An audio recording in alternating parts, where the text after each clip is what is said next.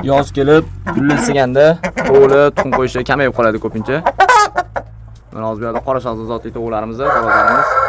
Ularga chuvalchang beramiz. Ko'rishingiz mumkin chuvalchangni. Boshda sal o'ylanib yeydi, keyin yaxshi yeydi.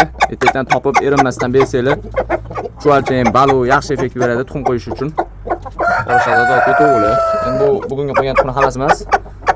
Hozir abetdan keyingilarini oldim. Mana bu yoqda to'g'ri qilib qo'yib yotibdi. Buni ham yotqizib yuboraman bugun. Ega tuxum olib yotib olgan. Va mana shu tovuq inkubatorda katta qilingan, inkubatorda ochirib katta qilingan tovuq. Hech qanaqasiga inkubatorga qurq bo'lmaydi degan narsa yo'q. Nimada ochirilsa ham tovuq qurq bo'laveradi. Shuni ham ma'lumot o'rnida aytib ketaman. Mana bu yerda tovuqlar chuvalchangni yeb bo'ldi. Tuxum qo'yishga rosa zo'r foyda beradi. Bu yerdan topib zahro joydan topib beradigan bo'lsanglar, effekti zo'r bo'ladi, xohlasa. Ichini qizdiradi. O'rniga qizil tarvuz, spirgru bersanglar ham bo'ladi.